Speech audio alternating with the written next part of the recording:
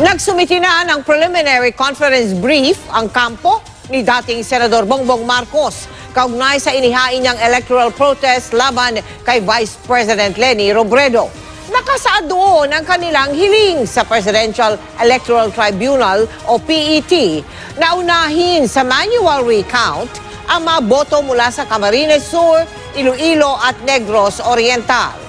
Sa tatlong probinsyang ito raw, umabot sa 1.46 million ang botong nakuha ni Robredo, kaya't bigla raw lumayo ang agwat niya kay Marcos noong gabi ng May 9, 2016.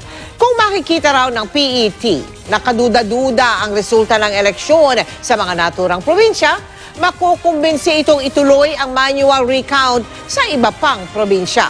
Muli na maiginit ni Robredo na walang basihan ang mga aligasyon ni Marcos.